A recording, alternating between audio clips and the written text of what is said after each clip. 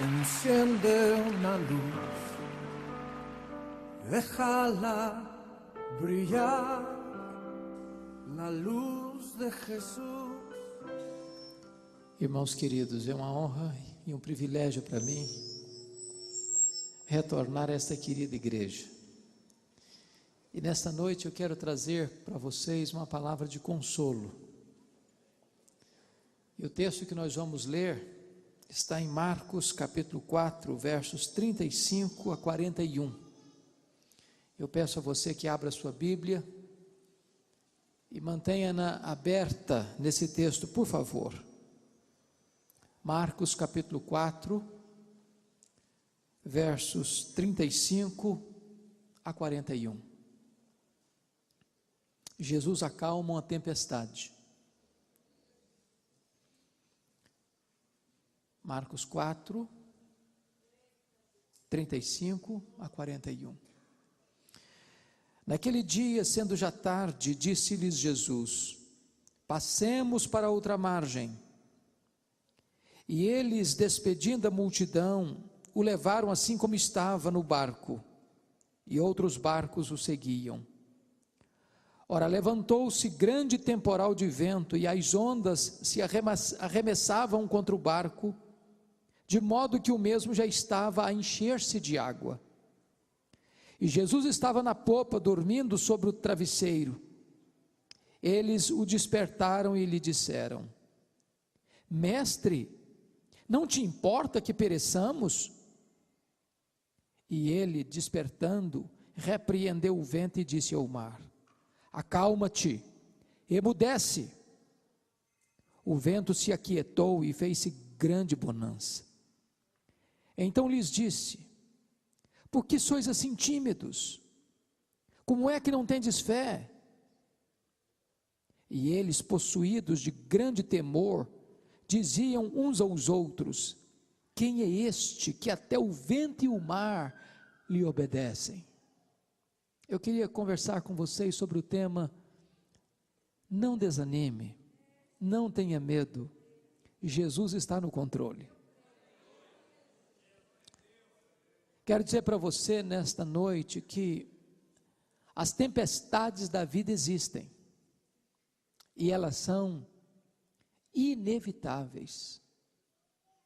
Elas chegam para o rico, elas chegam para o pobre, elas chegam para o doutor, elas chegam para o analfabeto, elas chegam para os jovens, chegam para os velhos.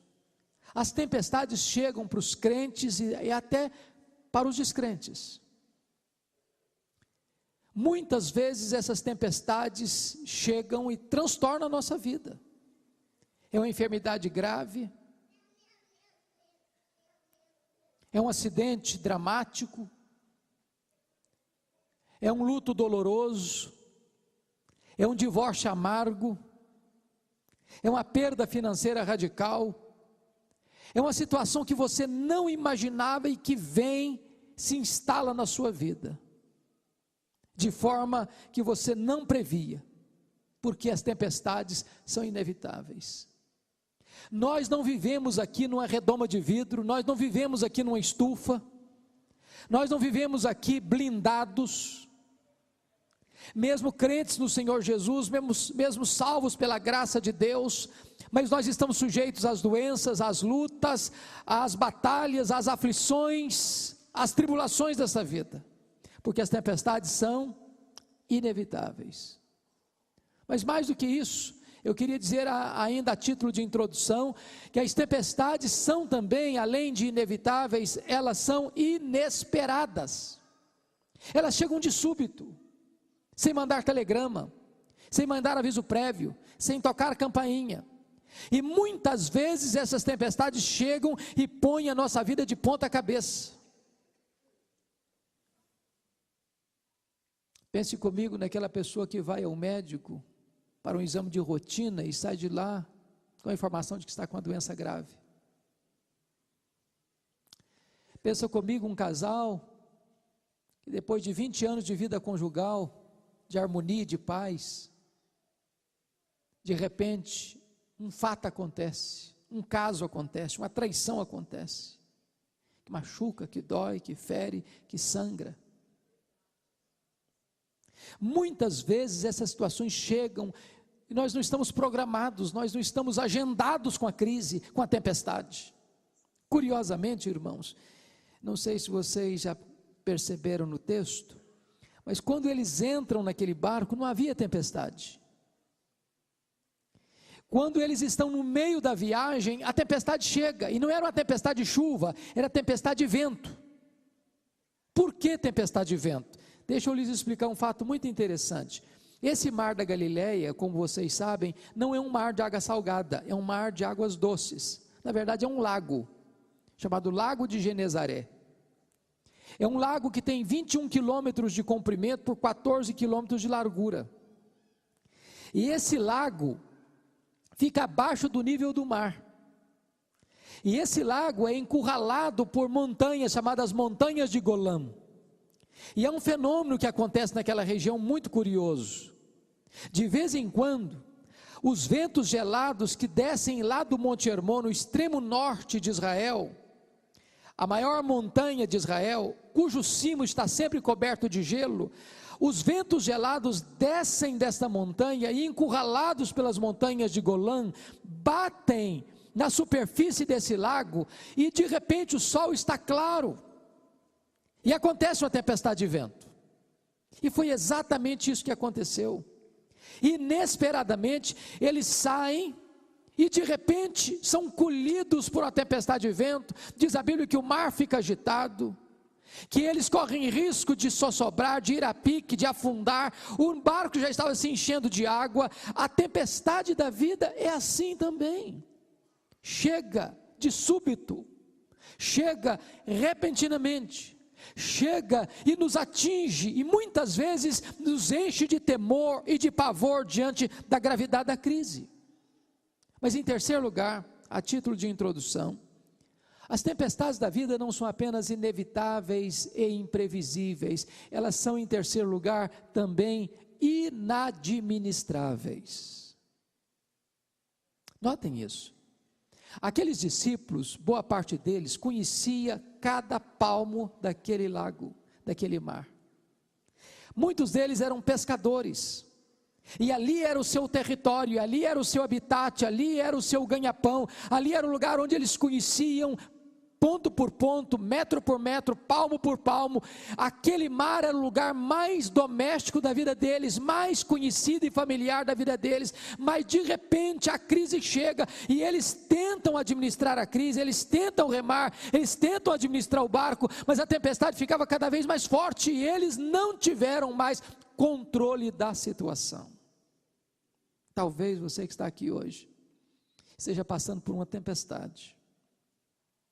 E você está vivendo uma situação, coisa comum, é o seu casamento, são os seus filhos, é a sua vida financeira, é a sua saúde, é a sua família. E de repente aquilo que é tão conhecido, tão familiar, tão doméstico, se torna tão estranho. Aquilo que é tão comum se torna um gigante para você. E você que já lidou com a mesma situação em outras ocasiões e já conseguiu triunfo e vitória sobre a mesma situação, agora você não consegue nada, o barco está à deriva, não adianta você querer ir para frente que você está indo para trás, você quer ir para a direita e está indo para a esquerda. Muitas vezes as crises da nossa vida são assim também inadministráveis. Lembra quando Paulo estava indo para Roma? Diz a Bíblia que houve uma tempestade e o barco estava à deriva, e diz a Bíblia que eles largaram o leme e foram se deixando levar, porque eles não tinham mais o controle da situação. Mas deixa eu dizer uma coisa para você: quando a sua vida está como um barco à deriva, sem controle, e você já não tem mais controle da situação, Deus ainda está no controle. Por isso eu quero lhe dizer uma quarta verdade para nós entrarmos na exposição do texto.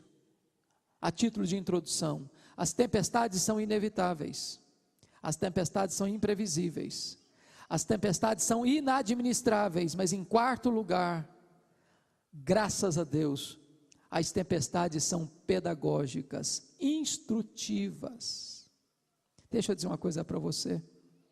Nós não cremos em sorte, nós não cremos em azar, nós não cremos em acaso, nós não cremos em feitiço, nós não cremos em determinismo. A Bíblia diz que nem um fio de cabelo da sua cabeça pode ser tocado sem que Deus saiba, sem que Deus permita. Nenhum pardal pode cair por terra sem que Deus permita. Nenhuma folha seca no outono pode vir ao chão sem que Deus saiba e permita. Se Deus está permitindo você passar por uma crise, por uma tempestade, não é porque Deus quer atormentar você e nem destruir você. Deus quer é fortalecer as musculaturas da sua alma. Deus quer é fortalecer você na fé. Deus quer é que através dessa experiência você chegue mais perto dEle e tenha experiências gloriosas e benditas com Ele. As tempestades são pedagógicas. Mas olhem comigo o texto agora, com a sua Bíblia aberta aí, por favor. Eu queria destacar algumas verdades. Você notando esse texto, vai descobrir uma coisa. Todo esse texto é regido por três perguntas. Três perguntas. A primeira pergunta está aí no versículo 38. É a pergunta dos discípulos a Jesus: Mestre, não te importa que pereçamos? A segunda pergunta que rege o texto é a pergunta de Jesus aos discípulos. Está aí no versículo 40. Porque sois assim tímidos? Como é que não tendes fé? E a terceira e última pergunta do texto é a pergunta dos discípulos entre eles mesmos. Está no versículo 41, quando perguntam assim: quem é este que até o vento e o mar lhe obedecem? Eu gostaria então de considerarmos essas três perguntas do texto. Vamos ver a primeira delas. Vejam comigo. Diz a Bíblia que o contexto aí prova que Jesus tinha passado todo aquele dia ensinando as parábolas do reino. E você que tem o hábito de falar em público, se você falar um dia inteiro, no final do dia você está exausto, cansado. E diz a Bíblia que então Jesus chega para os discípulos dizendo assim: passemos para a outra margem. E diz a Escritura que então os discípulos despedem aquelas multidões que estavam ouvindo Jesus à beira-mar, e depois entram no barco. E enquanto o barco caminhava, Jesus, que estava cansado, foi lá para trás do barco, na popa do barco, pegou um travesseiro e deitou e dormiu. E eles estão navegando, quando de repente surge essa tempestade. E eles tentam administrar a tempestade, e eles tentam resolver o problema, mas o problema se agrava. Quando eles percebem que o problema não tem saída, não tem solução, o barco está se enchendo de água, o mar está agitado, as ondas açoitam furiosamente aquele frágil barco, e eles percebem que uma tragédia estava para acontecer, um risco iminente estava para acontecer. Eles vão lá e acordam a Jesus com uma pergunta que tem tom de censura: mestre, mestre, não te importa que pereçamos? Notem que isso não é apenas uma pergunta. Isso é uma censura, isso é uma acusação.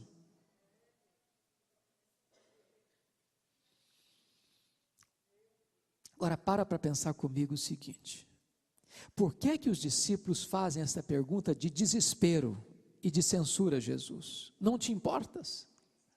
Sabe por quê? Você e eu temos a mesma tendência. Quando nós estamos passando por uma crise, por um problema familiar, por um problema no casamento, por um problema de saúde, um problema financeiro, um problema com os filhos, e você está passando uma crise tão grande, e o problema se agrava, e você não vê saída, e você não vê a solução, a sua sensação é essa, de que Deus não está fazendo nada, de que Deus está indiferente, de que Deus está silencioso, de que Deus está distante, de que Deus está dormindo. Então a pergunta que você traz nos lábios não é apenas uma pergunta, é uma censura. Deus, o Senhor não vai fazer nada? O Senhor não vai me socorrer? O Senhor não está vendo a minha crise? O Senhor não está vendo a minha família? O Senhor não está vendo o meu problema? O Senhor não vai me ajudar? Agora notem, por que é que aqueles discípulos fazem esta pergunta com tom de censura? por 3 razões. Primeiro, não era fácil para eles conciliar uma coisa: a obediência a Jesus e o estabelecimento da tempestade. Porque foi Jesus quem disse para eles: passemos para outra margem. Eles entraram naquele barco e fizeram esta viagem porque Jesus mandou eles fazerem essa viagem. Eles não fizeram a viagem por conta própria, eles não foram porque queriam ir, foi porque Jesus mandou. Como é que você vai entender que você está fazendo a vontade de Deus, você está andando segundo a orientação de Deus, você está obedecendo o projeto de Deus, você está no centro da vontade de Deus, e quando você está fazendo a vontade de Deus, se estabelece a crise? Entender a tempestade de Jonas é fácil. Ele estava tomando um caminho contrário à vontade de Deus, ele estava numa rota de fuga de Deus, e Deus manda a tempestade atrás dele, para colocá-lo de volta no caminho da obediência. Mas como entender o fato de que você é um servo de Deus, uma serva de Deus, um crente fiel, que vem à igreja, que adora a Deus, que tem vida de oração, que é um dizimista fiel, que leva a Deus a sério, que é uma pessoa piedosa, que guarda suas mãos do mal, que livra os seus pés da queda, e agora você está enfrentando uma crise? Não é fácil. Pensa comigo em Paulo. Ele chega em Roma, por exemplo, e escreve para a igreja de Filipos assim: meus irmãos, eu quero que vocês saibam de que as coisas que me aconteceram contribuíram para o progresso do Evangelho. E aí você olha para Paulo e diz: mas e aí, o que aconteceu com você, Paulo? Coisas boas? Para contribuir para o progresso, você teve uma vida tranquila, serena, agradável, gostosa? E ele diz: não foi nada disso não. Eu passei muitas lutas, eu fui perseguido lá em Damasco, eu fui rejeitado lá em Jerusalém, eu fui abandonado, esquecido lá em Tarso, eu estava fazendo a obra missionária lá em Listra, quando eu fui apedrejado e arrastado da cidade como morto. Eu fui entrar na Macedônia por ordem de Deus, e quando eu entro na Macedônia, eu fui preso e açoitado e jogado dentro de uma cadeia, ensanguentado.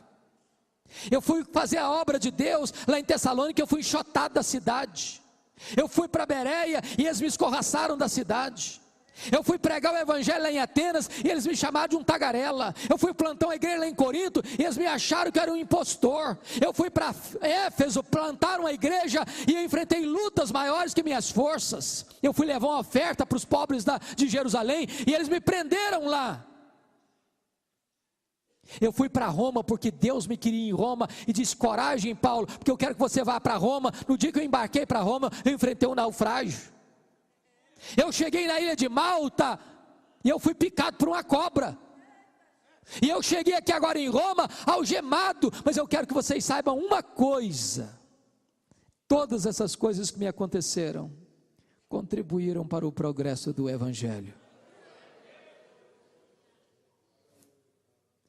Por que esses discípulos fizeram essa pergunta? Em segundo lugar, sabe por que fizeram? Porque eles tinham um sério problema de conciliar a urgente necessidade deles com a demora do socorro divino. Amados irmãos, nós temos muitas dificuldades de lidar com a demora de Deus. Deixa eu fazer uma perguntinha aqui. Quantas pessoas aqui já estão orando por uma causa há mais de 5 anos? Levanta a mão. Há mais de 5 anos orando por uma mesma causa. Várias pessoas. Muitas vezes nós ficamos aflitos, não ficamos? Talvez é a conversão do marido, é a conversão dos filhos, é a volta de alguém para a casa do pai, é uma enfermidade, é uma crise conjugal. A demora de Deus nos machuca muito. Imagina esses discípulos no aperto deles e de repente Jesus está dormindo.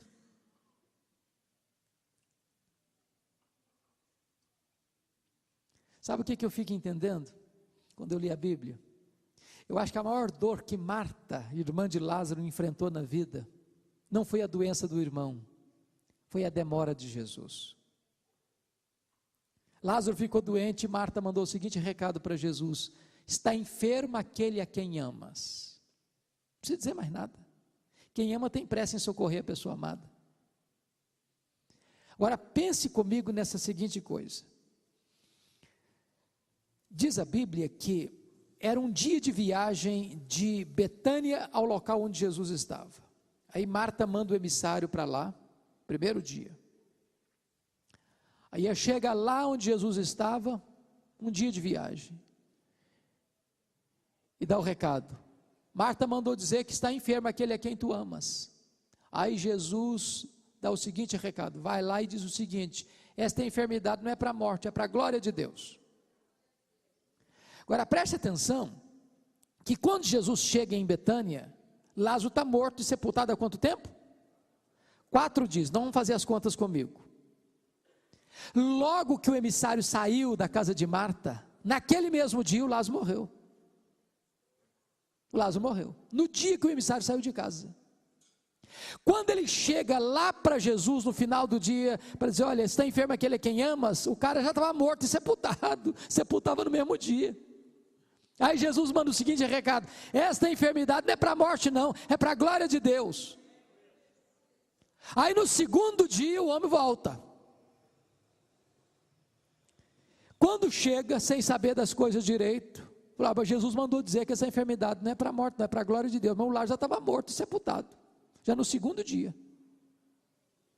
Diz a Bíblia que Jesus ficou mais 2 dias onde estava. Quando Jesus volta é o 4º dia. Quando Jesus está chegando na aldeia de Betânia, a Marta, antes de falar shalom para Jesus, ou bom dia para ele, disse o seguinte: se tu estiveras aqui, meu irmão não teria morrido. O senhor chegou tarde demais, o senhor demorou demais, agora não tem mais jeito, agora não tem mais saída. Conjugou o verbo no passado. Se tu estiveras aqui, meu irmão não teria morrido. Aí Jesus disse: Marta, o teu irmão há de ressurgir. Ela diz: eu sei que vai ressurgir no último dia. Conjugou o verbo no futuro. Aí Jesus diz para Marta: Marta, eu não fui, eu não serei, eu sou a ressurreição e a vida. Eu ajo aqui agora, eu ajo hoje. Mas, amados irmãos, por que esses homens estavam aflitos e perguntando para Jesus: mestre, não te importas? Por uma terceira razão. Como conjugar as nossas crises mais agudas com o total silêncio de Deus? Se Jesus estava dormindo, ele estava em total silêncio. E deixa eu lhes dizer algo: o silêncio de Deus grita mais alto em nossos ouvidos do que o barulho das ondas, do que o barulho das circunstâncias, do que os trovões da tempestade.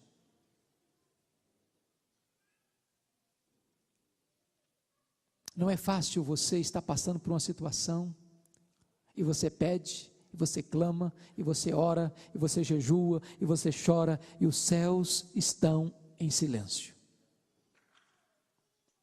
Querem ver um exemplo? Você conhece a história de Jó, um homem de Deus, temente a Deus, íntegro, reto, que se desviava do mal. Diz a Bíblia que por permissão divina Satanás ataca Jó, e Jó perde os seus bens, e Jó perde os seus 10 filhos num único acidente, e Jó perde a sua saúde, e Jó perde o apoio da sua mulher, porque ela disse: amaldiçoa o teu Deus e morre. Jó perde o apoio dos seus amigos que vêm para acusá-lo. E diz a Bíblia que Jó está agora num monturo, raspando o seu corpo necrosado com cacos de telha, seu corpo encarquilhado, sua pele necrosada, sua dor insuportável. E às vezes nós pensamos que Jó foi daquele tipo de crente, que era aquela paciência assim estoica, que trancava os dentes, ficava calado. Não, Jó não fez assim não. Diz a Bíblia que Jó espremeu a ferida, que Jó gritou, que Jó disse: Deus está doendo. Ele levantou aos céus 16 vezes a mesma pergunta: por que, meu Deus? Por que eu estou sofrendo? Por que a minha dor não cessa? Por que eu perdi os meus filhos? Por que eu não morri no ventre da minha mãe? Por que eu não nasci morto? Por que os seios da minha mãe não estavam murchos de leite para eu morrer de fome? Por que o Senhor não me mata de uma vez? Sabe qual foi a resposta que Deus deu para ele? Total silêncio. Total silêncio. Jó levantou aos céus 34 vezes a sua queixa. Sabe qual foi a resposta de Deus para ele? Silêncio total. Não houve nenhuma explicação, nenhuma resposta. Quando Deus rompeu o silêncio, Deus não explicou nada para Jó, nada. Aliás, Deus fez 70 perguntas para Jó. Onde estavas tu, Jó, quando eu lançava os fundamentos da terra? Onde estavas tu quando eu cercava as águas do mar? Onde estavas tu quando eu espalhava as estrelas no firmamento? E Deus foi revelando para Jó a sua majestade, a sua grandeza, o seu poder, e Jó foi se encolhendo, e diz: agora, Senhor, eu sei que tudo podes, que ninguém pode frustrar os teus desígnios. Eu te conheci só de ouvir falar, mas agora os meus olhos te veem, e eu me abomino no pó e na cinza. O livro de Jó termina, e Deus restaura a sorte de Jó, e Deus restaura a saúde de Jó, e Deus restaura o casamento de Jó, e Deus restaura os bens de Jó, e Deus restaura, trazendo mais filhos para Jó, e Deus restaura os amigos de Jó, e tudo é restaurado, mas nenhuma palavra de explicação. Todo mundo entendeu errado no livro. Satanás estava errado, porque achou que ninguém podia adorar a Deus, ou ninguém podia amar mais a Deus do que o dinheiro, do que a família e do que a sua própria pele. A mulher de Jó estava errada, porque ela achou que ninguém podia adorar a Deus no sofrimento.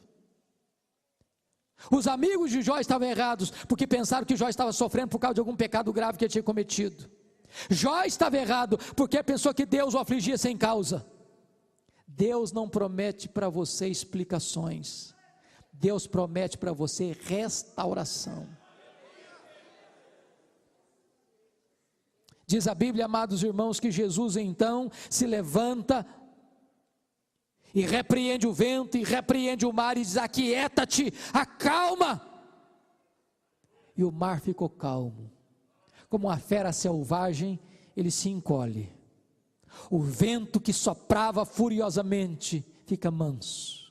Eu fico imaginando aquele barco balançando para cá e para lá. Bonança, serenidade.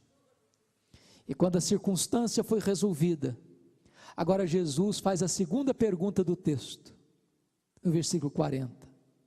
Por que sois assim tímidos? Como é que não tendes fé?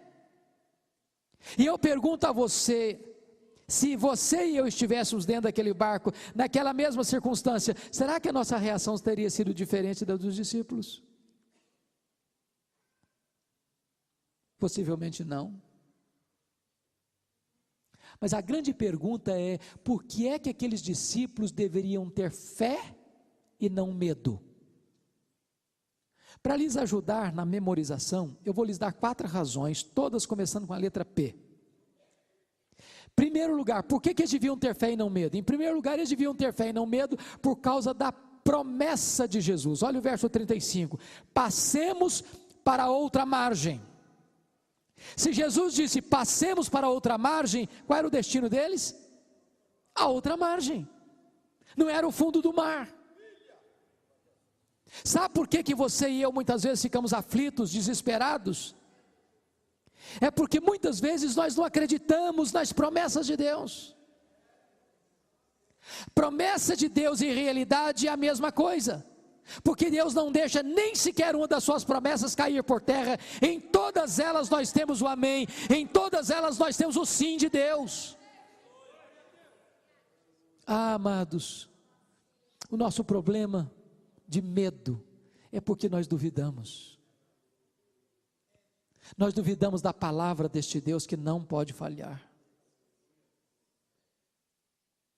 Ele prometeu que nós vamos indo de força em força, de fé em fé, sendo transformados de glória em glória, até entrarmos em Sião. E Ele é fiel para cumprir esta promessa. Segundo lugar, por que eles deviam ter fé e não medo? Eles deviam ter fé e não medo, em segundo lugar, por causa da presença de Jesus. Jesus estava naquele barco, irmãos. Jesus é o Criador do universo, Ele é o sustentador do universo, Ele é o todo-poderoso Deus. e aquele barco jamais poderia afundar com o Deus dos céus e da terra.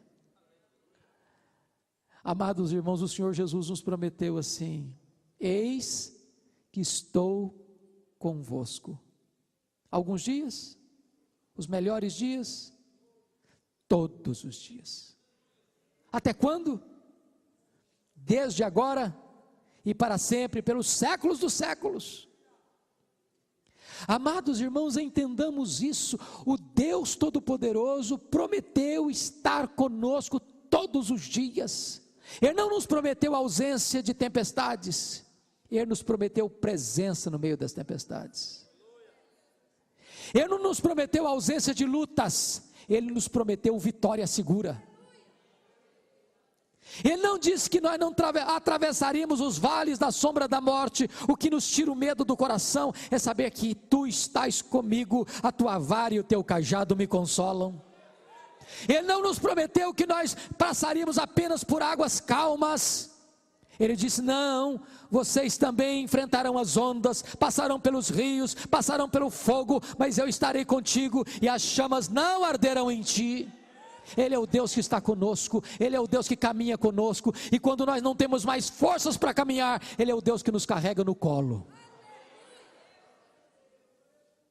Terceiro lugar, por que eles deviam ter fé e não medo? Primeiro, por causa da promessa. Segundo, por causa da presença. Terceiro lugar, eles deviam ter fé e não medo por causa da paz de Jesus. Eu pergunto a você: o que Jesus estava fazendo dentro daquele barco? Dormindo. E eu pergunto a você: você acha que Jesus sabia que a tempestade viria? É claro que sabia. Ele é o próprio Deus, sabe todas as coisas. E se sabia, por que dormiu? Ele dormiu por duas razões. Primeiro, porque a Bíblia diz que ele era perfeitamente homem, ele estava exausto e cansado, então ele dormiu. Mas em segundo lugar, sabe por que ele dormiu? Porque ele confiava plenamente no cuidado paternal de Deus. Ele confiava plenamente no cuidado do Pai. O que é paz para nós? Paz não é ausência de problema. Paz é confiança no meio dos problemas. Paz é você saber que mesmo que você não esteja no controle, Deus está no controle da situação. Paz é você saber que a tempestade pode ser maior do que você, mas a tempestade está debaixo da autoridade do seu Deus. Quarto lugar, por que eles deviam ter fé e não medo? Primeiro, por causa da promessa. Segundo, por causa da presença. Terceiro, por causa da paz. Quarto lugar, eles deviam ter fé e não medo por causa do poder de Jesus. Vejam, amados irmãos, que Marcos cuidadosamente coloca esse texto dentro de um contexto, onde ressalta-se o poder de Jesus. Por exemplo, nesses versos que nós lemos, 35 a 41, Jesus tem poder sobre o mar e sobre o vento. Ele tem poder sobre as leis da natureza. O universo está debaixo da autoridade de Jesus, e Ele quem controla o universo. Agora você vê no capítulo 5, verso de 1 a 20, que Jesus tem poder sobre os demônios. Tinha um homem gadareno com 6.000 demônios, uma legião de demônios. E Jesus faz uma viagem depois desta noite, numa tempestade, num mar agitado, para uma montanha, para um desfiladeiro, onde havia um cemitério, e lá dentro um homem louco, um homem furioso, um homem que gritava de dia e de noite, um homem nu, um homem que se feria com pedras, um homem que era um tormento para a sociedade, um homem que era descartado da família. Mas Jesus não tem homem perdido para ele, a ponto de não poder ser salvo, não tem lata de lixo no reino de Deus, não tem vida irrecuperável para Deus, não tem causa perdida para Deus, e Jesus faz essa viagem para libertar este homem e para fazer dele um missionário para a sua terra. Jesus tem poder sobre os demônios. Logo em seguida, no relato, a partir do verso 21, você vai ver que Jesus tem poder sobre as enfermidades, porque chega uma mulher hemorrágica, 12 anos esvaindo-se em sangue, impura cerimonialmente, não podendo frequentar a sinagoga, não podendo relacionar-se com a família, e ela toca na orla das vestes de Jesus, e ela é curada imediatamente, porque Jesus tem todo o poder, toda a autoridade sobre as enfermidades. Prossegue o texto e diz que Jesus vai dali e entra na casa de Jairo, e a sua filha está morta, uma filha de 12 anos, e Jesus chega no quarto e diz: Talita cumi, menina, eu te ordeno, levanta-te. E aquela que estava morta se levantou com vida, porque Jesus tem todo o poder e toda a autoridade sobre a morte. Mateus vai chegar a dizer que Jesus não tem apenas autoridade sobre as leis da natureza, sobre os demônios, sobre as doenças, sobre a morte. Ele tem todo o poder e ele tem toda a autoridade nos céus e na terra. Você não precisa ter medo, você precisa ter fé.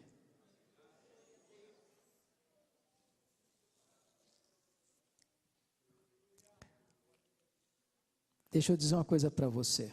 A Bíblia traz um outro relato de tempestade nos evangelhos. Você conhece aquele outro relato? Está lá em Mateus 14, 22 a 33. Só que naquele outro relato de tempestade, Jesus não estava com os discípulos. Jesus estava no monte orando por eles. Quando eles saíram, por ordem de Jesus também, no meio do mar eles são colhidos por uma tempestade. E eles remam, e eles lutam, e eles se esforçam. E a noite avança e o problema não se resolve. Eles estão apavorados.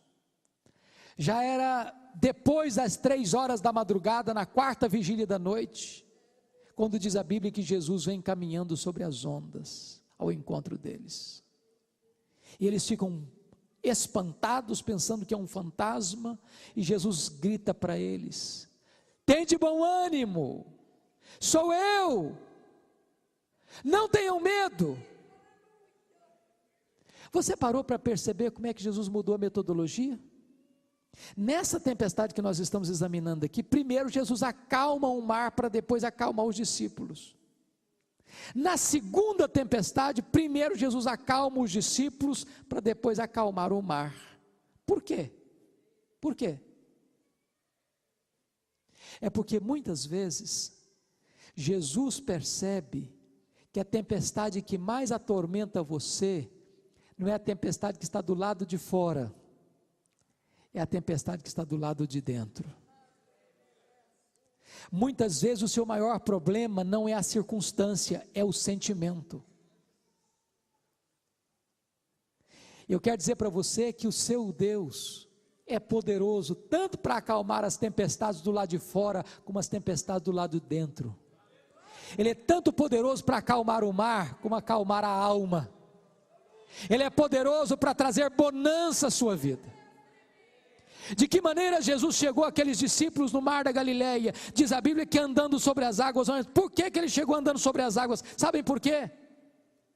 Porque as águas do mar, as ondas do mar, era aquilo que ameaçava os discípulos, conspirava contra os discípulos. E andando sobre as águas, Jesus está dizendo o seguinte: aquilo que ameaça você, aquilo que é maior do que você, aquilo que intimida você, está literalmente debaixo dos meus pés.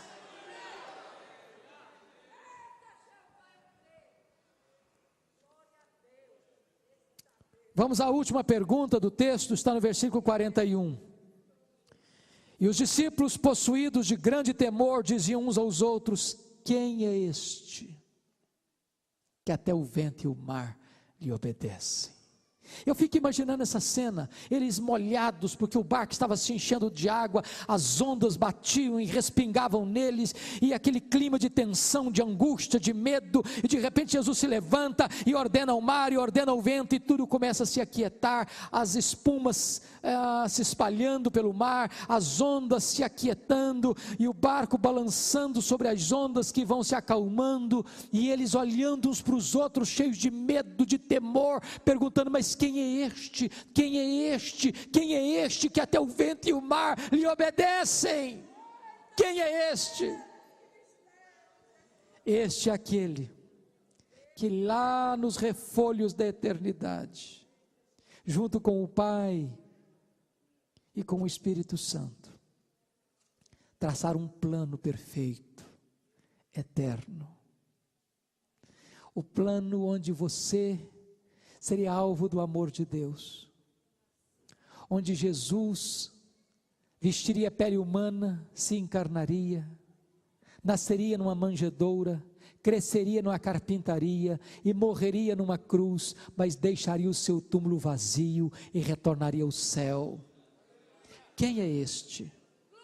Este é o Criador do universo, porque a Bíblia diz que todas as coisas foram feitas por Ele, e sem Ele nada do que foi feito se fez. Quem é este? Este é aquele que foi prometido lá no Éden, que da semente da mulher nasceria aquele que esmagaria a cabeça da serpente. Quem é este? Este é aquele de quem os patriarcas falaram, aquele de quem os profetas anunciaram, este é aquele que os salmos apresentaram, este é aquele que é o centro das Escrituras. Quem é este? Este é o Verbo de Deus que se fez carne e habitou entre nós, cheio de graça e de verdade. Quem é este? Este é aquele que veio ao mundo para fazer o bem e libertar os oprimidos do diabo. Quem é este? Este é aquele que veio para purificar os leprosos, para curar os paralíticos, para dar vista aos cegos, para dar audição aos surdos, para ressuscitar os mortos. Quem é este? Este é o eterno Filho de Deus, que amou a mim, que amou a você e verteu o seu sangue na cruz para perdoar você, para remir você e para dar a você a vida eterna. Quem é este? Este é aquele que ressuscitou dentre os mortos, este é aquele que voltou para o céu, este é aquele que está sentado à destra de Deus, este é aquele que intercede por nós, este é aquele que vai voltar em glória para buscar a sua igreja. Quem é este? Este é o nosso grande Deus e Salvador, Jesus Cristo.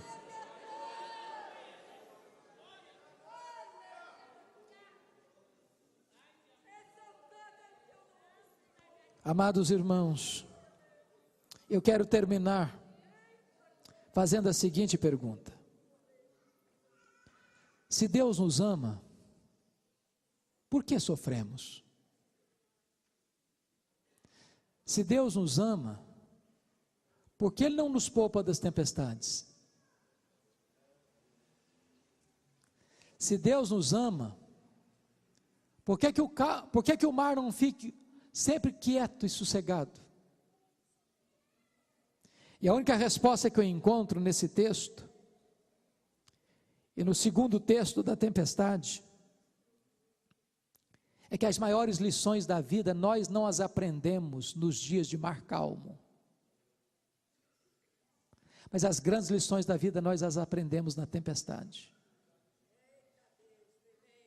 Diz o texto que quando este fato aconteceu e Jesus acalmou o vento e o mar, eles estavam possuídos de grande temor, encantados com a pessoa de Jesus. Na segunda tempestade que Jesus acalma, diz o texto que eles adoraram a Jesus, dizendo: verdadeiramente és Filho de Deus. Sabe por que Jesus manda a tempestade? Ou permite a tempestade? Não é para nos destruir, mas é para que nós fiquemos mais pertinho dele, para que os olhos da nossa alma se abram para ver quão grande Deus nós temos, o Deus que livra, o Deus que liberta, o Deus que salva, o Deus que socorre. Que Deus nos abençoe, que Deus nos console.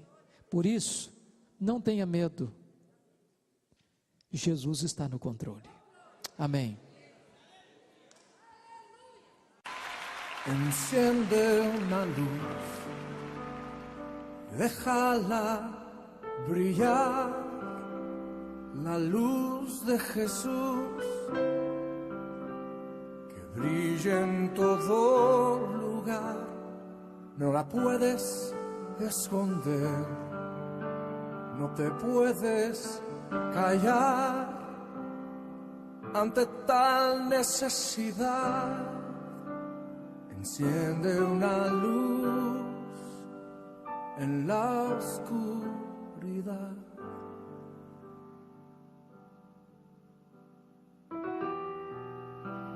En el mundo Hay más del 40% de la población total que no han escuchado el nombre de Jesús.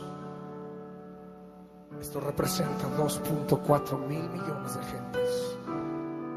No lo han oído ni en una canción, no lo han leído en sus libros de historia.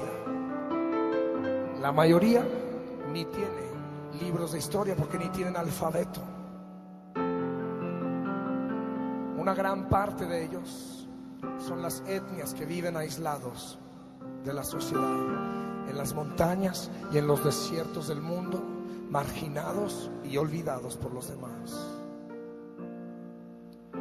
Mientras que la iglesia del Señor perdemos el tiempo en discusiones, pleitos y divisiones, estos miles de millones se van a una eternidad sin Jesús. ¿Qué vamos a hacer tú y yo? ¿Seremos la generación que lleve el mensaje de esperanza? Entonces, enciende una luz, déjala brillar, la luz de Jesús, que brille en todo lugar, no la puedes esconder, no te puedes callar ante tal necesidad.